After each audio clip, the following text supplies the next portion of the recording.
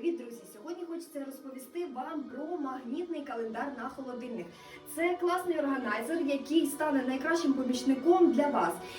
Власне, для мене, для людини, яка постійно живе в активному ритмі, дуже легко щось забути. Але не з цим помічником. Зверніть увагу, що в наборі йдуть 3 магнітні на наліпках планери. Так, наприклад, от меню на тиждень. Ви можете планувати свій раціон дуже легко. Також в помічники йдуть ось такі на магнітних наліпках стікери. Тобто дуже легко, навіть якщо у вас правильне харчування або так далі, ви можете навіть не писати, так, а наклеїти от такий магнітний стікер. Далі в наборі йдуть от такі чудові магнітні олівці, фломастери, так, маркери, якими ви можете щось написати, так, або, наприклад, поставлю вам наочно хрестик та легко стерти.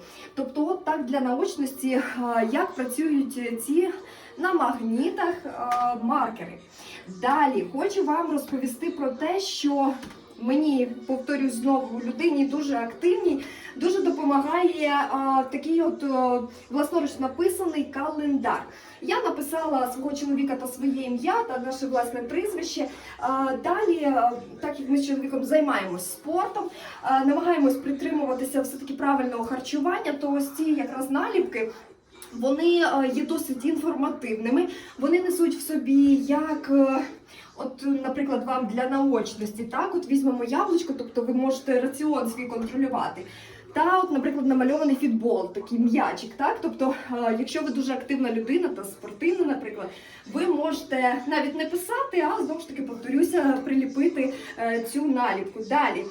У нас ще є от такий сегмент, третій, це такий магнітний планер, де є ціль, період, мотивація та результат, де ви зможете записувати всі свої досягнення та результати.